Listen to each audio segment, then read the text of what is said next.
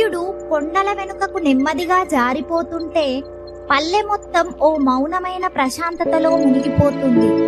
చెరువు మీదుగా చల్లని గాలి వీస్తూ చెట్ల ఆకులు మెల్లగా చప్పుడు చేస్తాయి. అదే వేళ మొదలవుతాయి పల్లెటూరి సాయంత్రం ముచ్చట్లు. ఇంటి ముందర ముగ్గుపై కూర్చున్న అమ్మలు చేతిలో కప్పు కాఫీతో ఈ ఏడాది వానలు బాగానే పడ్డాయి అంటూ మాట మొదలెడతారు.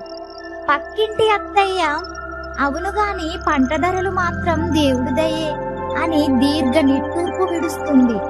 పెద్ద చెట్టు కింద తాతయ్యలు కూర్చుని తమ చిన్ననాటి కథలు చెప్పుకుంటారు. మా రోజుల్లో బడికి వెళ్ళాలంటే 5 మైళ్ళు నడిచేవాళ్ళం అనగానే ఇంకొకరు నవ్వుతూ అవన్నీ కథలే అంటారు.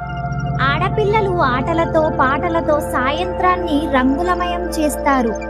చిన్నపిల్లలు దూరంగా వస్తున్న బస్సు చూసి నాన్న వచ్చాడు అంటూ ఆనందంగా పరుగులు పెడతారు. ఆకాశం నారింజ గులాబీ రంగుల్లో మెరిసిపోతుంది. గుడిగంట శబ్దం రాత్రి రాకను గుర్తు చేస్తుంది. ఈ ముచ్చట్లలో గొప్ప మాటలు ఉండవు, కానీ ప్రతి మాటలో అనుబంధం, ప్రతి నవ్వులో నిజాయితీ, ప్రతి నిశ్శబ్దంలో ప్రశాంతత ఉంటుంది.